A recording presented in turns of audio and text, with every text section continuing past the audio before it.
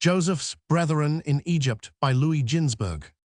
The famine, which inflicted hardships first upon the wealthy among the Egyptians, gradually extended its ravages as far as Phoenicia, Arabia, and Palestine. Though the sons of Jacob, being young men, frequented the streets and the highways, yet they were ignorant of what their old home-keeping father Jacob knew, that corn could be procured in Egypt. Jacob even suspected that Joseph was in Egypt.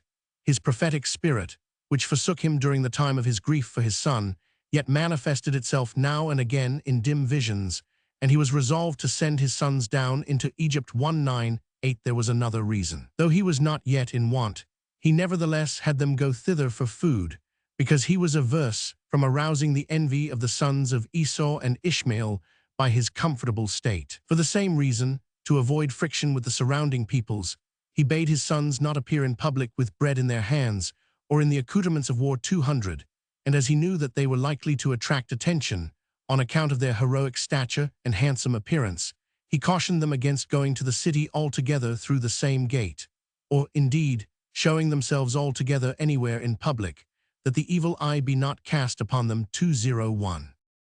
The famine in Canaan inspired Joseph with the hope of seeing his brethren. To make sure of their coming, he issued a decree concerning the purchase of corn in Egypt, as follows: By order of the king and his deputy and the princes of the realm, be it enacted that he who desireth to buy grain in Egypt may not send his slave hither to do his bidding, but he must charge his own sons therewith. An Egyptian or a Canaanite that hath bought grain and then selleth it again shall be put to death, for none may buy more than he requireth for the needs of his household. Also, who cometh with 2 or 3 beasts of burden and loads them up with grain shall be put to death. At the gates of the city of Egypt, Joseph stationed guards, whose office was to inquire and take down the name of all that should come to buy corn, and also the name of their father and their grandfather, and every evening the list of names thus made was handed to Joseph. These precautions were bound to bring Joseph's brethren down to Egypt, and also acquaint him with their coming as soon as they entered the land. On their journey his brethren thought more of Joseph than of their errand.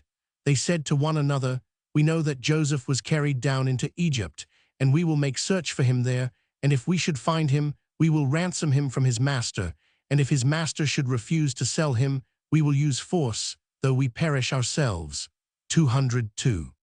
At the gates of the city of Egypt, the brethren of Joseph were asked what their names were, and the names of their father and grandfather.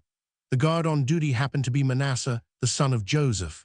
The brethren submitted to being questioned, saying, Let us go into the town, and we shall see whether this taking down of our names be a matter of taxes. If it be so, we shall not demur, but if it be something else, we shall see tomorrow what can be done in the case.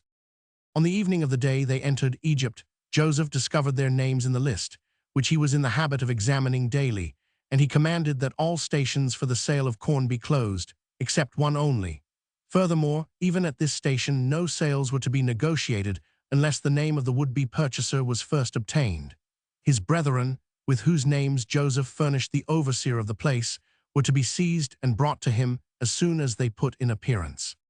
But the first thought of the brethren was for Joseph, and their first concern to seek him. For 3 days they made search for him everywhere, even in the most disreputable quarters of the city. Meantime Joseph was in communication with the overseer of the station kept open for the sale of corn, and hearing that his brethren had not appeared there, he dispatched some of his servants to look for them.